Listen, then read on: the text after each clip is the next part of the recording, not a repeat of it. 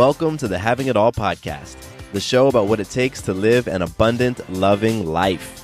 My name is Matthew Bivens, and each week I'm helping you get out of your head so that you can truly have it all. Let's do it.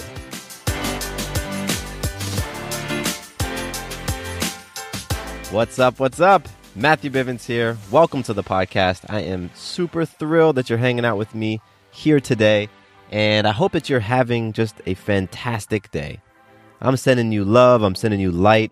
I'm sending you powerful, abundant vibes, and yeah, let's get out there. Let's do it. Let's create something awesome today.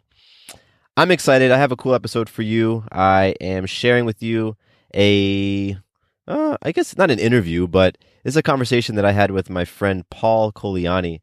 He has a podcast of his own called The Overwhelmed Brain.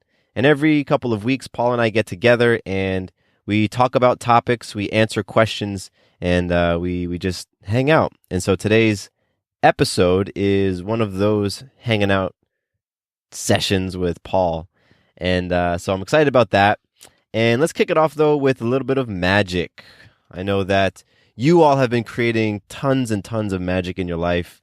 The times when you've influenced yourself, other people, or life itself to do extraordinary, amazing, beautiful, wonderful things.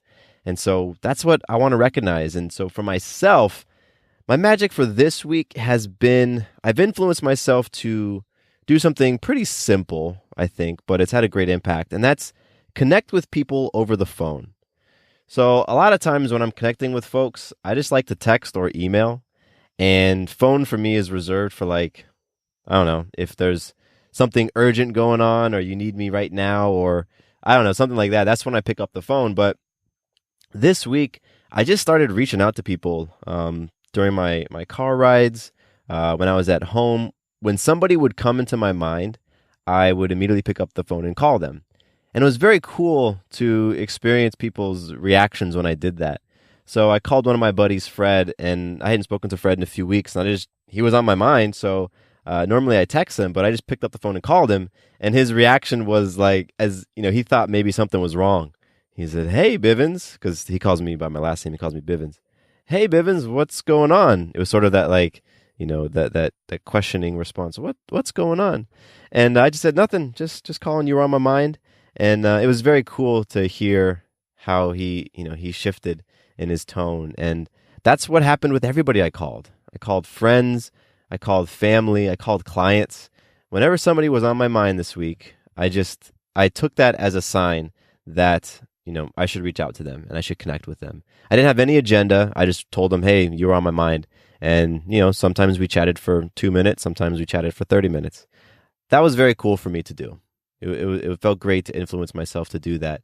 And I want to, have more of those personal connections with those people in my life. So I'm happy I did that because it just showed me that, it really is about relationships. All this stuff, the things that I'm working for in my business, the things I know you're working for in your life. I mean, really the valuable, beautiful pieces of it all are relationships. Our relationships. So that was my magic.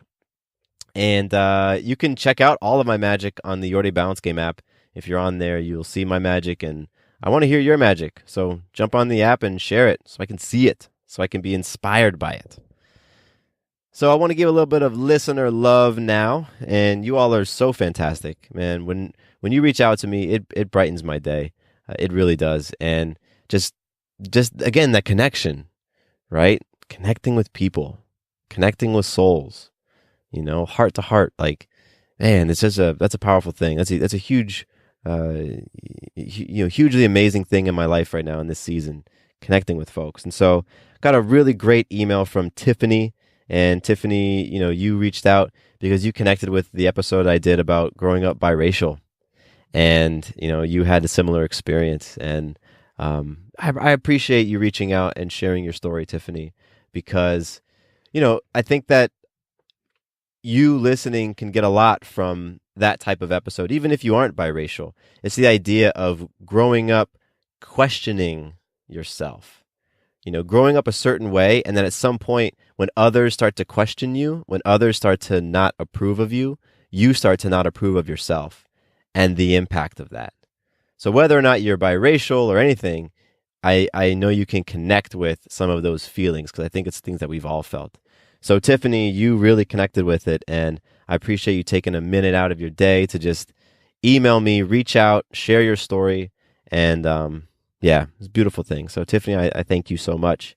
And for anybody else out there who wants to connect, if something spoke to you in a particular episode, or if you have a topic you want to request, if you have a question for me you want me to answer on the show, or you just want to say what's up, you can do so at mattcbivens@gmail.com. Hit me up, and I get back to everybody. I read every email and message, and I get back to all of them. Sometimes it takes me a little while, but I get back to them all. And yeah, I would love to connect.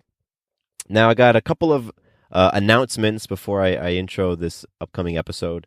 I'm working on a new website, and so current home of the podcast is havingitallpodcast.com, but what I really want to do, and my vision, is to consolidate all the amazing things that I do into one website over at matthewbivens.com. So I've been tinkering with that site, and it's one of the things I enjoy doing. It's like I stay up late and work on the website.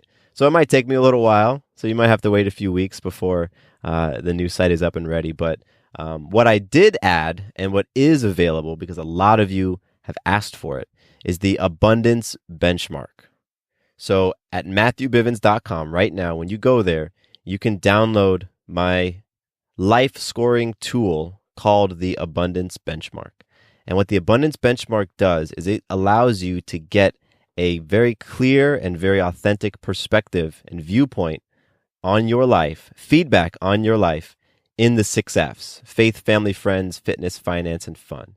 So it's a super simple tool. It's a PDF. You download it, you read through it, and you score yourself in those areas.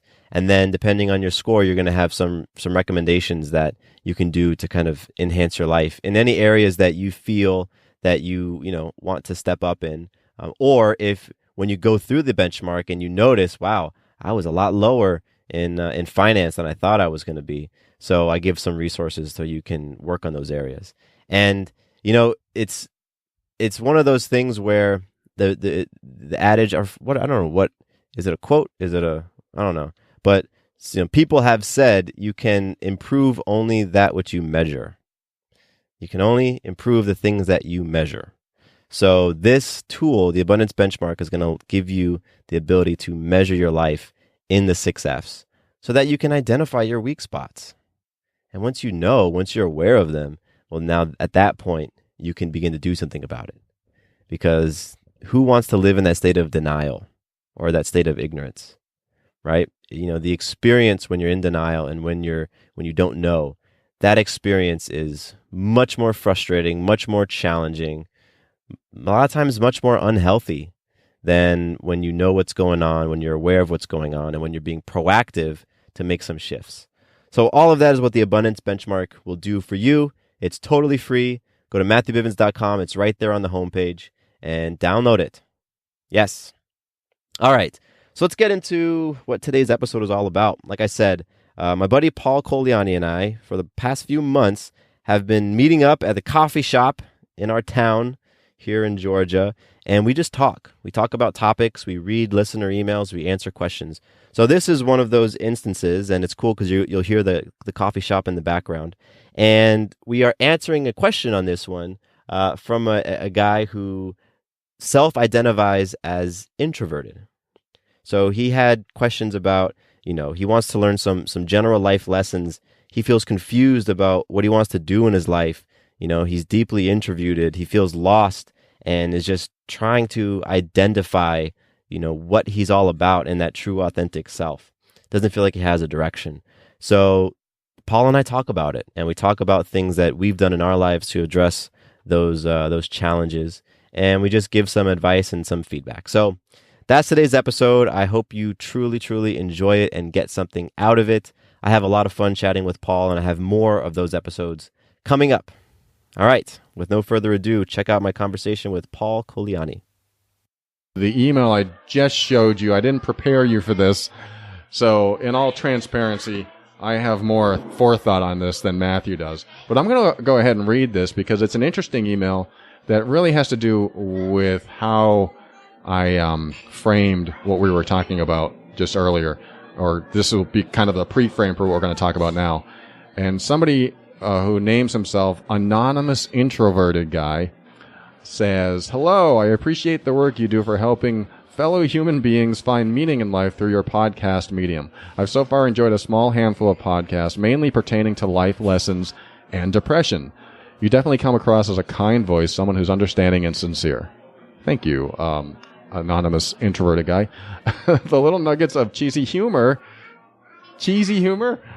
sprinkled throughout is much welcomed, and I mean that in the nicest way possible. Okay, thank you for that, I think. If it were appropriate to make requests at all, yes it is, I'd appreciate just a sliver more of podcasts pertaining to life lesson topics. I'm 31, still confused about what I want to do in my life, still haven't quite matured out of my deeply introverted shell, and lost trying to identify who I should be as a person. While rereading this, I don't remember that part, so I'm going to have to think about this a moment as well. Not having any true direction or spark to chase after something is probably what brings me down the most. Once again, thanks for your delightful work. Happy New Year, and may 2018 bring us all happiness and love. Well, thank you for that. Thank you, Anonymous Introverted Guy. I'm going to call you Joe because it's too long to say the other thing. And, when I was 31, I hate to tell you, I didn't have anything figured out either. I remember I think Matthew was closer to 31 than I am. I am 31. You're 31. You're right on the target. So you can actually relate to this guy, but maybe in some ways, at least age-wise.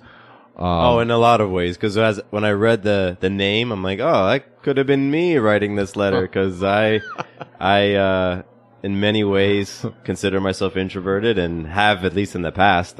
I've worked on breaking out of that a bit, but I still like my own space and being in my own head and kind of retreating at times. So I hear you. I get you. I can relate to that too. What is this? Signed Matthew Bivens. Matthew, you're all right. Well, that's the email address. That is the email. No, I won't say that. No, thank you again for writing this and sharing this. And it's a great topic to talk about.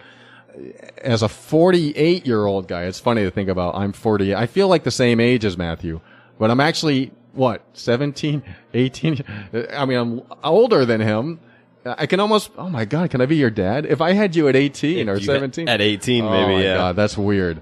I might have to cut that part out. That's just embarrassing.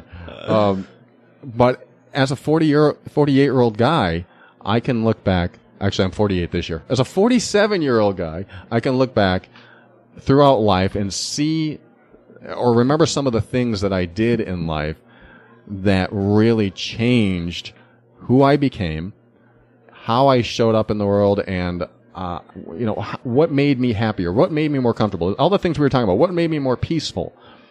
And these are important life lessons that I would, if there is such thing as a reincarnation, I hope I was able to keep these lessons to my next life. Yeah. So if that exists, I am making that pact with myself to take these lessons so I don't have to relearn them again. Because this is some tough stuff.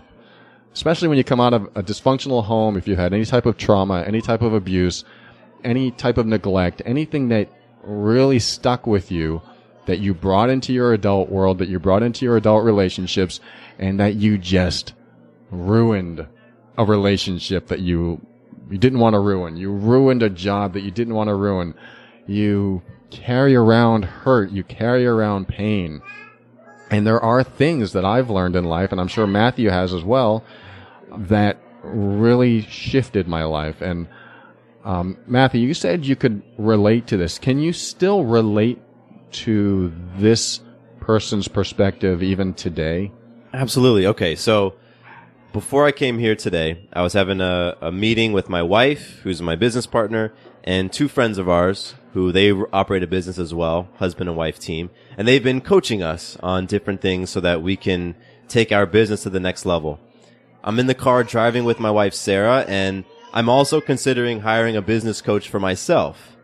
And I'm talking to Sarah and I'm saying, I feel like I have all these different things and I don't really know what to focus on.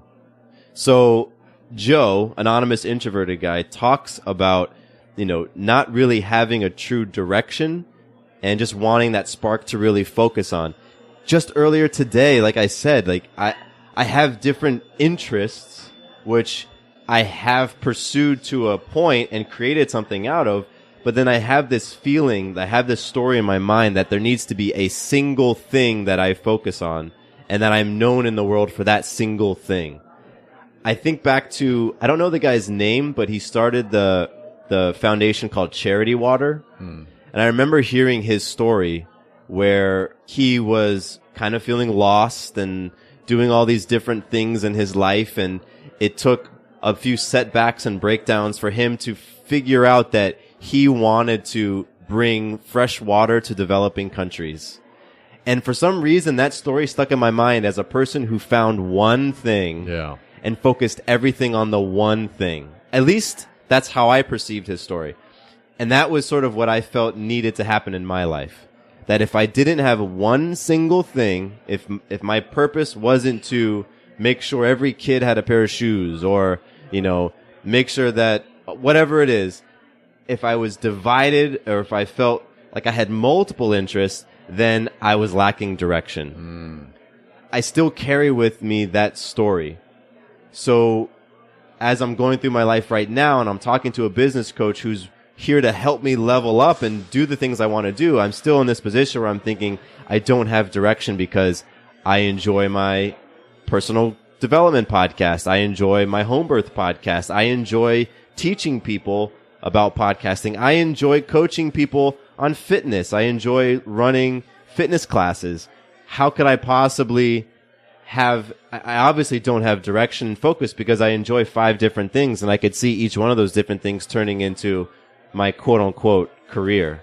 Yeah. So I can relate. And that's just on the direction side of things. I mean, the introverted stuff, holy crap. I spent my entire life as far back as I can remember withholding emotions, withholding as much as I possibly could from people where they would be trying to dig it out of me and I was saying, no, I'm not going to share. But inside I just kept saying, keep digging, because eventually I'll share with you. And that grew into tons of confidence issues, extreme self-confidence issues, me purposefully withdrawing, even when going to college, for example, having a friend groups and they would want to go out and do stuff and meet people and I would create excuses for me to stay back, stay in my room, stay in my dorm. Wow. I'm now doing things today because I realized that, I could be having rich experiences if I were to create some sort of comfort with being uncomfortable. If I could, put myself in those uncomfortable social situations, then I'll work on that introversion, which for me, I feel like went back to that self-confidence conversation. So yeah, I can talk about that. I can relate with that. And, yes. So I hear you. A couple of comments. Thank you for sharing that. I come from a very introverted place myself. I never saw it as much as I'm going to block my emotions or not express my emotions, although I think that's part of it. But I saw it as I just don't want to be around people. I just don't want to be around people because I feel much more comfortable in my own skin by myself. And it wasn't that I was afraid of people. And it wasn't that I had any trauma around being in crowds or anything like that, because I can go to a party and be the life of the party if I really thought about it. But it's one of those things where I heard once somebody say, so you're an introvert if when you need recharge time, you like to be alone. You're an extrovert when you want to be with other people and recharge. Okay. I think it's a good way to look at it sometimes because when you've had a long day, do you want to go home and be by yourself? Or when you've had a long day, do you want to be with other people and just have a good time? I don't know if that's the de facto standard that we need to follow, but that's one way to look at it. It's one way to look at it. So that was me, though. After a long day, I just want to be by myself. Oh, me too. Even now being married, like there's times after a long day, like I just want to do my own thing and not worry about, making sure that she's cool. And I don't even stay up late anymore. So I like if I Yeah. if I was an extrovert, or at least I shouldn't say that. I stay up late a lot. I never go out late. It's like as soon as the darkness comes. I mean, regardless, we could talk about that for a long time. But a couple things that you said, I really resonated with, which is one of the things about the charity water. Is that what you call it? Yeah. Charity Water is the organization. How finding that one thing. I always, like in my 30s, I really wanted to be a specialist in something.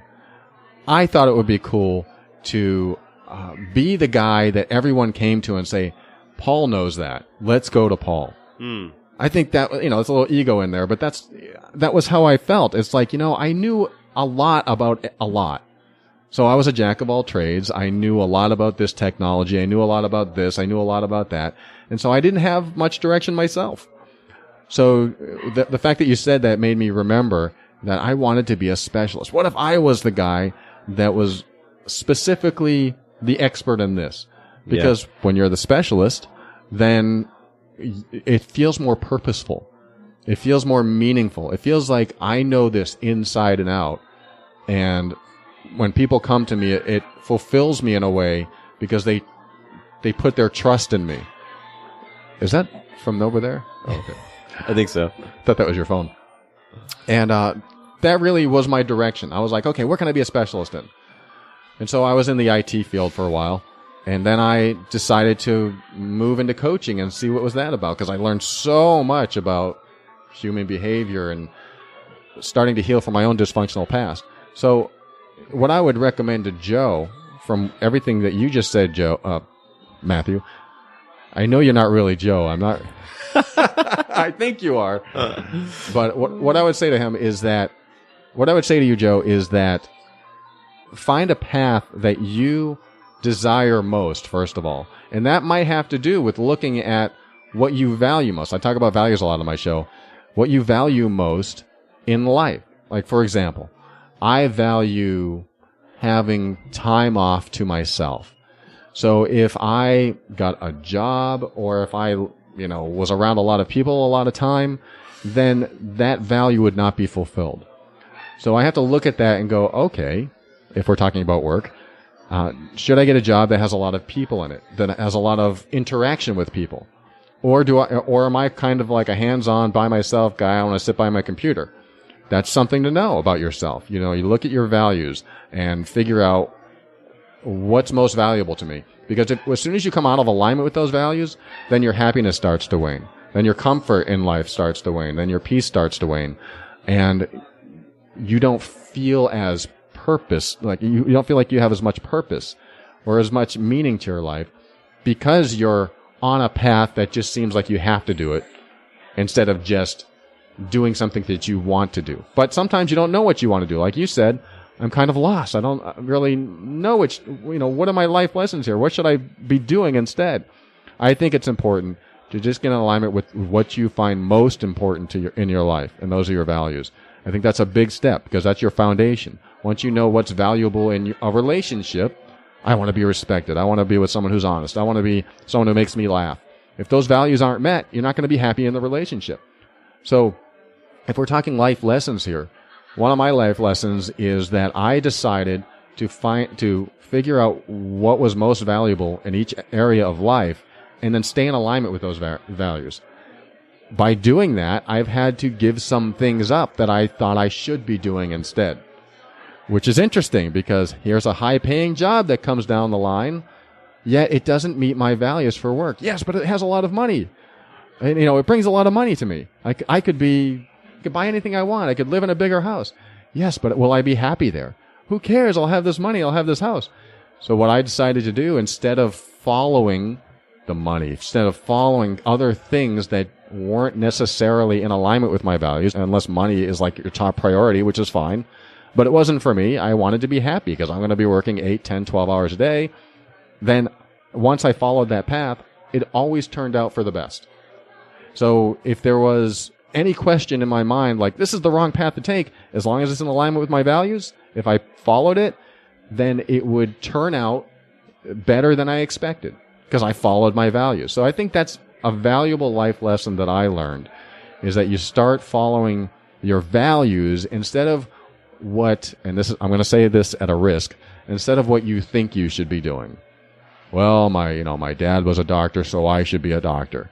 Well, will that make you happy? Does that in alignment with your values for career? Well, if it's not, then maybe that needs to be reconsidered.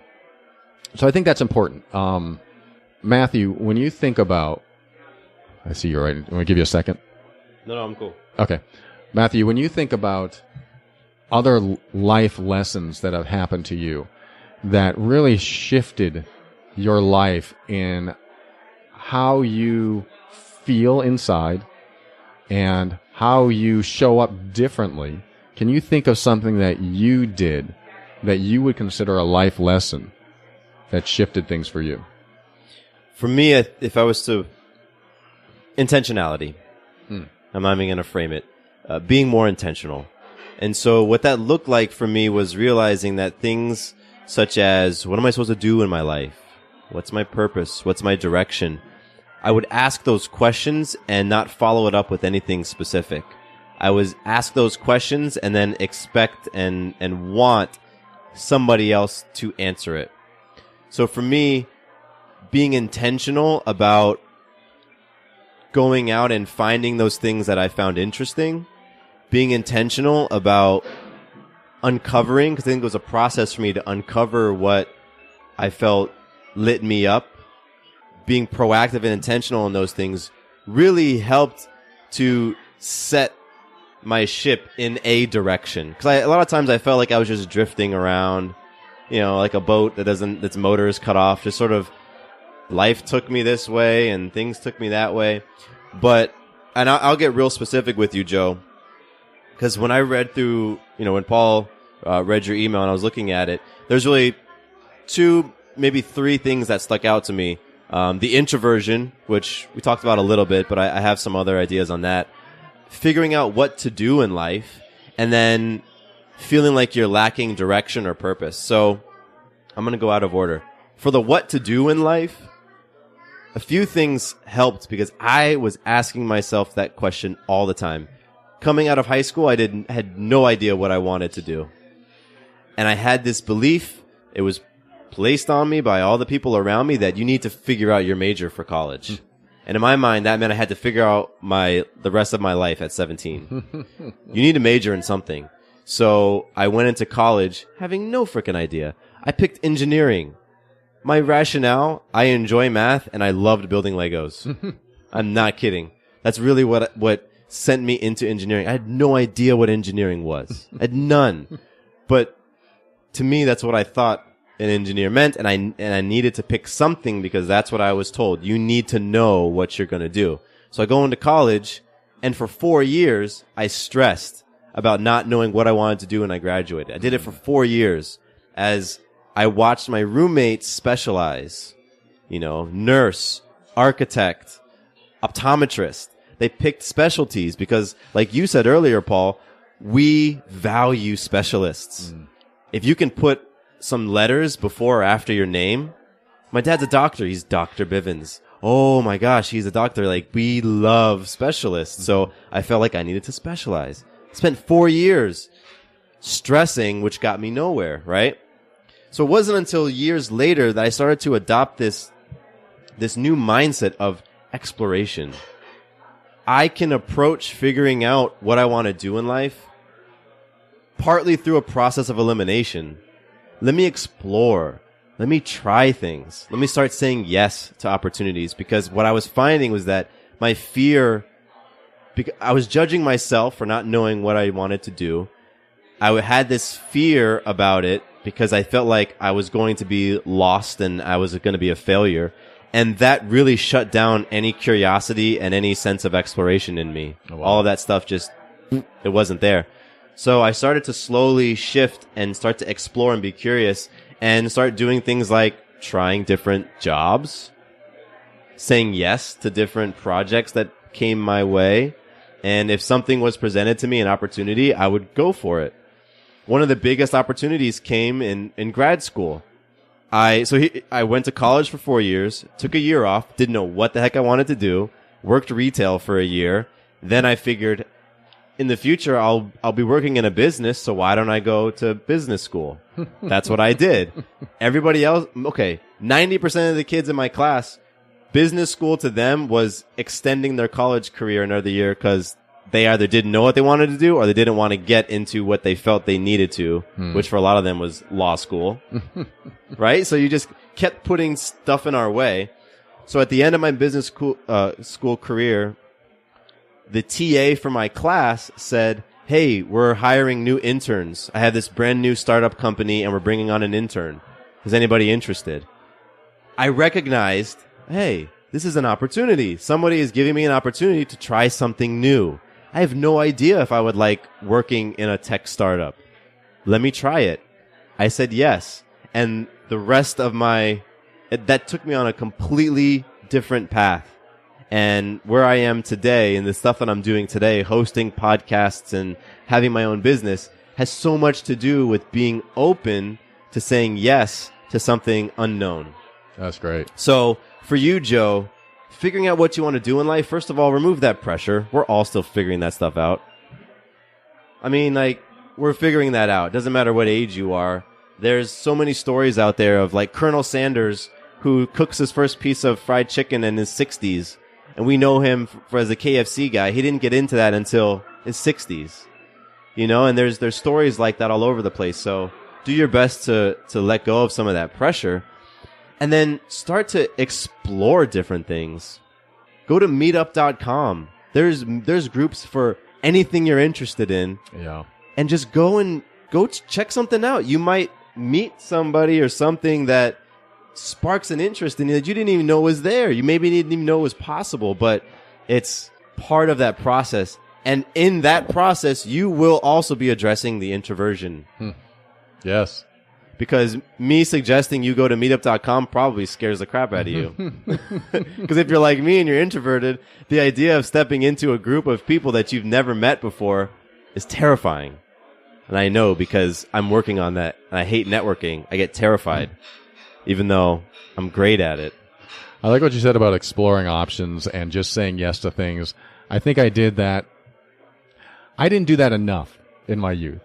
Yeah. I didn't do that enough. I started doing that in my, as I reached my higher 30s. Right. My lower 40s. And so, you know, Joe's at a position in life where he's 31. I remember when I was 31, I had nothing figured out. I was just happy if I had a job and a relationship. That was it. Go. That was my goal. And, you know, you look at that and you go, well, if that's what your goal is, you could actually be happy. I have a job and I have a relationship. If that's your goal and you get those things, then okay, maybe that's all you need. But I think, like a lot of us, we seek more. We want to expand ourselves. We want to grow. We want to grow personally. We want to grow emotionally, mentally. Hopefully a lot of us do this and want to do this. So how can we do that? We need exposure to more experiences. Yes. And I love, you know, like there's software called Rosetta Stone. Oh, yeah. It teaches you language. There's something I learned in the Rosetta Stone that I've kept for years and years and years. And they said, we teach language. This is not an advertisement for Rosetta Stone. I have no affiliation. But they said, we teach language through immersion. I was like, immersion? That's interesting.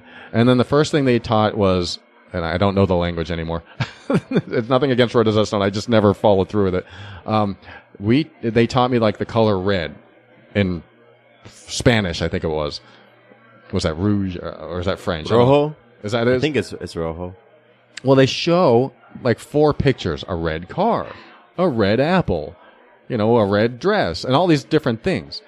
And what they're doing is they're tying all these aspects of red together. Oh, you just looked it up, red rojo.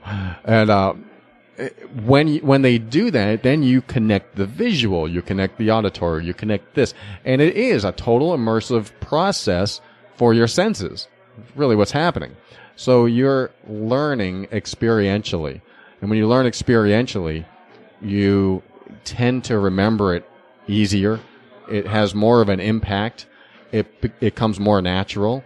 And so I like the idea of exploring things instead of just going, I'll look online for something to do. Oh, look, it's people canoeing. And then you go, okay, canoeing, I've never done that. I don't know about that.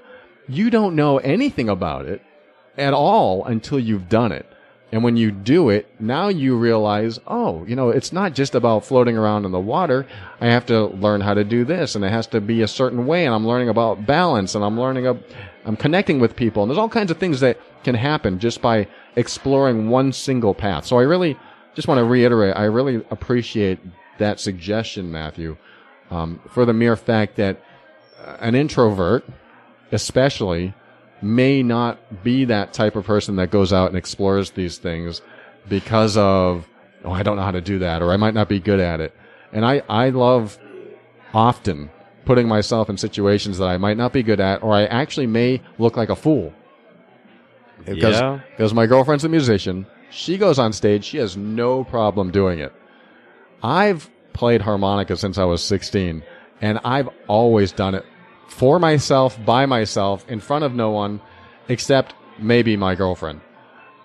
What is that noise? Is that coming from us? Something in here. From you. It's my alarm. I thought that was that kid's toy. Me too. And then I heard it a second time. I turn around and I'm like, the kid's not here. That's funny. Let me shut this down. Remember what I said so I don't forget. All right, I hope it's shut down. If it comes on again, I'll just shut it off. Sorry about that. By the way. Oh, we have to wrap up really soon. So what I was saying was... being on stage? So yeah, she's a musician, and she has no problem going up there. That's what I said. She has no problem going up there, and she said, I want you to play with me on this song. I was like, this is a couple years ago. I've never played on stage for anyone. I think I did when I was like 20-something, and I played for this really chintzy band that wanted a harmonica on one song, and I didn't care because I had a judgment on it, and it didn't matter. But since then, I never considered doing that. So she invited me on stage to do this song, and it was at the Hard Rock Cafe. Nice. So my first time on stage would be at the Hard Rock Cafe. That's cool. And it would be like, I don't want to do this. At the same time, and this is a philosophy I've developed, if I don't want to do it, I should. I have the same philosophy, man. I really do. Wow. It creates shift quick. It creates opportunities for breakthroughs. Yeah, it's a great way to do it. I said, I don't want to do it, therefore I should. And so I really like that philosophy. That has shifted a lot of things in my life. Just putting myself on the air. I remember the very first day I was behind a microphone, and I had to do my very first podcast episode. No problem. I can talk in front of crowds. I can talk in front of people. But putting myself behind a microphone where no one's in the room, I mean, it would be perfect for an introvert, right? But I was so nervous. Yeah. I was so nervous, and there was nobody else there. And so I'm like, and I didn't know what to say. I didn't know what to talk about. Okay, I could talk about motivation. All these subjects could come to mind. I couldn't figure out what to do, but I just decided to do it. This is like a conversation Matthew and I had once. It's just like, you know what? Just talk. Well, I don't know what to say. Well, then talk about not knowing what to say. Yeah. I don't know what to say. I'll just sit here behind the microphone not saying anything, I guess. Well, how does that make you feel? I'm talking to myself. Well, I feel nervous. Talk about your nervousness. Whoa. So I started doing that more and more, and it helped with the mental creative block that I had. But like Matthew said, it helps you shift, because before that moment, I didn't know what to say. And then I knew what to say just because I did it. So I think that's a great, valuable lesson. And I'm going to share one more lesson. I think Matthew has a few things to say as well, as far as life lessons are concerned. And there's like 1,000 of them that we could talk about. But one of the most important life lessons for me is when I started asking for what I wanted and telling people when they were crossing the line. This is all about honoring boundaries. When I told the world what was acceptable and what's not.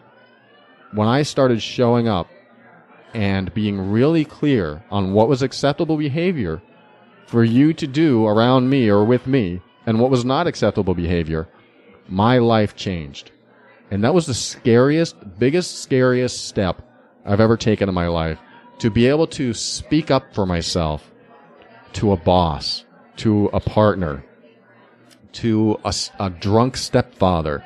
I mean, all of these things have occurred in my life and more, where I've decided, instead of cowering down to be the small little child that I felt like, and even though I still might feel like that sometimes, I'm going to step into the adult that I am. Everything that I've learned, I'm going to apply and say, no, that is not acceptable. You're disrespecting me and I don't appreciate that. Could you please back off? I look at it as honoring myself by loving them while honoring myself. I look at it as loving them while honoring myself, because what I want to do is tell them, I love you, and back off. That doesn't mean I love everyone. That doesn't mean I do it all the time. But that's the energy, that's the vibe I bring to honoring myself. So it's not about, hey, you're a jerk and you stay away from me, and defending yourself and being all protective, even though it's part of it. It's a matter of being, and I love what Cesar Millan says, the dog whisperer. It's a matter of being calm, cool, and collected, and assertive. He says, bring a calm, assertive energy to the situation to honor yourself. He doesn't say that, but I use his words. He talks about when you're training dogs and things like that. But a lot of stuff that he talks about works with us as well. So that's what I started doing, bringing this calm, assertive energy to every situation. So when it comes to honoring myself, it isn't about putting them down. It's about keeping me healthy. It's about keeping me protected, keeping me safe. And so that was probably one of my biggest life lessons, is starting to ask for what I wanted and letting people, what I mean was like, I want a raise. Well, what if they fire you if you ask for a raise? I don't care. That's what I want. That's what I'm going to ask for. These are leaps of faith. I would take those leaps of faith, and I have not had one experience where I didn't regret it. So I'm going to leave that as my final word. And Matthew, I know you have some final words too, and then we'll end the show. I think what you said was perfect. I love it. And for me, it's been my experience that I can get into a place of being calm and assertive when I have clarity. And especially when it comes to what you've been talking about with being able to assert yourself, being clear about what you will stand for, what you won't stand for, being clear about what you said earlier, values. So Joe, that's where I like to start in the conversation, talking about lacking purpose and not having direction. I say start with what Paul mentioned earlier, getting very clear about what you value.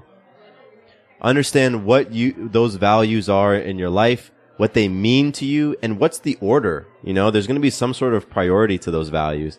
I think from there, you can get to a place where those values are going to start influencing your decisions. And that's what Paul's talking about, being able to stand clear and assert yourself, because you're saying, no, I'm choosing to align with my values. I'm choosing to value myself in this situation. And then using your voice, which I know as a fellow introvert is hard. It's hard to use our voice. But that's really where this stuff goes from just simply being an idea or something that you talk about, something that you write down, to something that you imbue and something that you become. Because when you start to speak it and you start to stand up for yourself, shift happens within your body, and it's going to impact all of those other areas. So work on getting clear on those values. I also like to do things, what I call standards. So coming up with standards for your romantic relationships. What are the things you want to experience? What type of partner are you trying to attract? How are you going to show up in that experience? Standards for business partnerships, work arrangements, things like that. Paul talked about being able to say, listen, I want a raise. And maybe a part of your standard is that you're compensated in a certain way. Maybe one of your values is you value people who also value you. And so you're standing up for yourself. All of those actions, you asserting yourself, you being it, in my opinion, comes from doing that internal work beforehand to get clear on the values, to get clear on the things like standards. So I think that's the type of thing that I was never told. I wasn't told that stuff until... No way. Yeah, I mean, you're told, like, go do this and get this degree and follow this path and you'll be happy and fine. But it wasn't until later on that I was introduced to these ideas of, wow, getting clear on my standards, creating a relationship standard. Like, my wife and I, we have a relationship standard. We have things that are non-negotiables for both of us, and that stuff is beautiful because it means that when we get into some sort of conflict or something happens, we can remove emotion as much as possible and simply look at things objectively, like look at our relationship standard. Another thing is a personal mission statement. Once you have your values and your standards in place, you can begin thinking about how you want to tie those things into a statement, a personal mission statement, something that declares your bigger why for this season in life. It doesn't have to be for your entire rest of your life, but maybe for this 1, 3, 5 year period of your life, you're planning for something big and you're writing it down specifically. All of that has really helped me with direction. It's helped me with purpose. And I'm actually going through the process right now of redoing my mission statement because it's been about 2 years. So I'm working with my coach. Like I have somebody like Paul in my life who coaches me and mentors me. And so that's a huge thing as well. Being able to connect with somebody who's been there, done that, and can help steer you and guide you. I'm talking about a coach, like working with somebody like Paul who can help to ask the right questions of you and work on some of that mindset stuff. That's huge as well. And releasing this feeling like you have to do it all and figure it all out on your own. Because no one achieves anything great on their own. So that's what I would do with the purpose and the direction stuff. And then I want to go back to the conversation about what to do in life. And I was reminded when Paul was talking that I was reading an article yesterday on the website Medium. And the article was really hammering home this idea that we should all be spending more time learning. And they give 3 examples, which I thought was really interesting because I think, this conversation about exploring things in life. And, I mentioned meetup groups. You can explore your interests in many ways. And one of them can be reading. One of them can be, an activity that maybe doesn't create so much anxiety like going out in front of a group of people.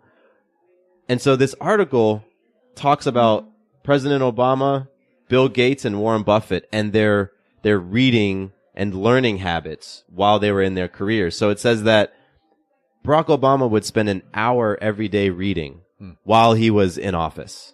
So for those 8 years, he would carve out 1 hour a day to read. That's not pretty golfing? Interesting. Yeah, right. Not golfing, not whatever else. Like he would carve out that time reading because reading and learning was so important to him. Similarly, this article talks about Warren Buffett and says that Warren Buffett invested 80% of his time in reading. And you wouldn't think that. I don't think that. I feel like he would be in business meetings. He would be running stuff. But no, he invested his time in learning and reading and exploring new things in those ways.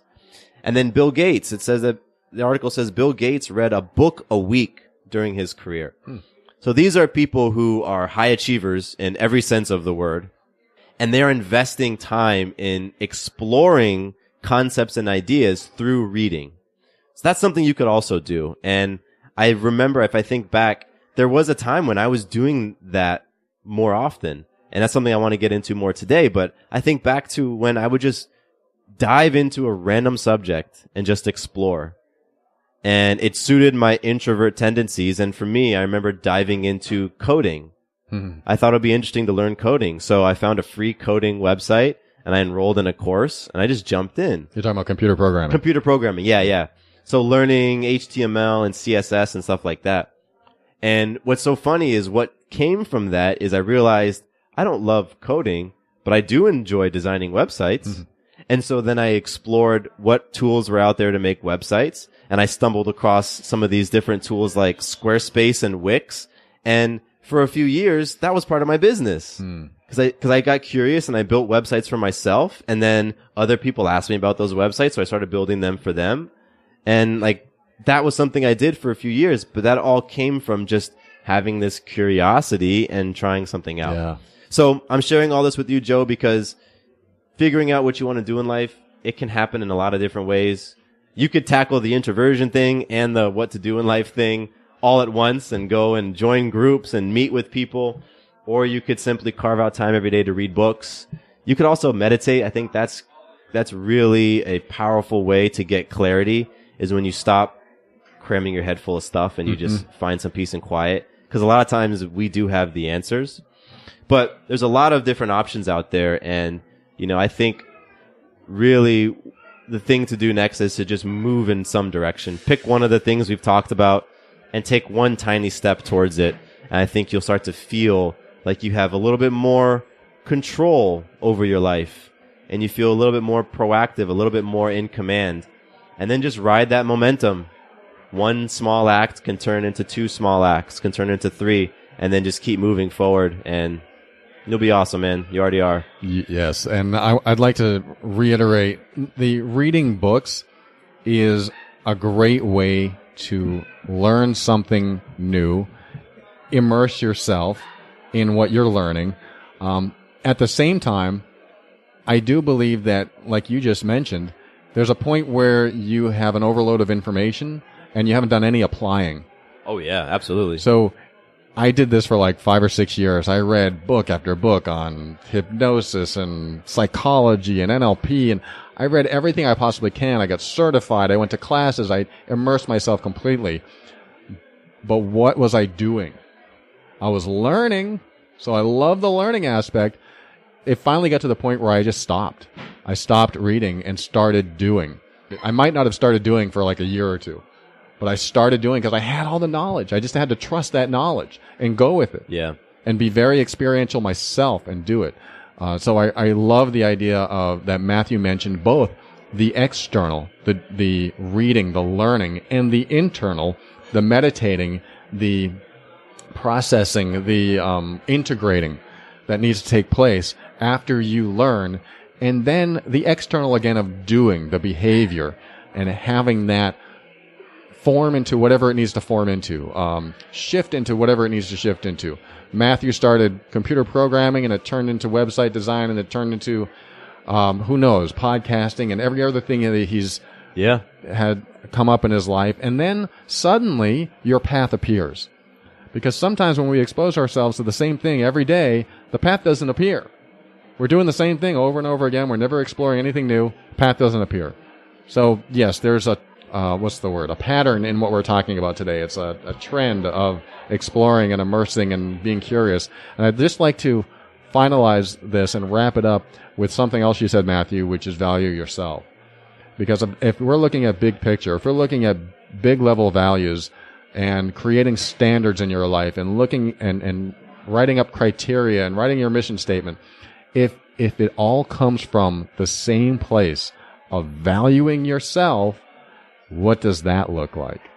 And I think that's a great thing to end on, because if you make decisions going, okay, does this value myself?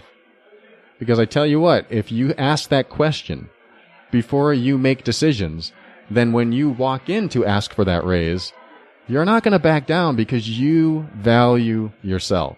So I really like that trickle-down effect, that filter that we create in our life, that once we know it and once we latch onto it, valuing yourself really helps you make all these other decisions a lot easier. There's some fear, there's some leaps of faith, but you stay on track.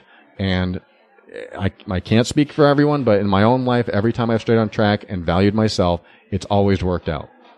I may have gone through some hard times. Matthew may have gone through some hard times, but in the end, it's just like I stayed in alignment with myself. I stayed in integrity with myself. I get to keep my dignity. I get to walk away smiling that I know I did the right thing for me. So I'm going to leave it at that. You can, thank you so much for joining us today. Thank you, Matthew. Always a pleasure to see you. So glad you have time to connect and do this. Absolutely. Thank you, Paul. I appreciate it. It's my pleasure. You can find Matthew at Having It All podcast and Doing It at Home podcast. If you've never heard that, go check it out, because it's that mysterious name that makes you wonder what it's all about. And thanks again for joining us, and we'll see you again real soon. Quick note about the Having It All podcast. I am not a doctor nor a licensed therapist. I'm a guy with a story and a passion for conscious conversation. My thoughts, opinions, and beliefs are my own. So please consult with your doctor or healthcare provider regarding any questions or issues you have related to your personal, physical, or mental health.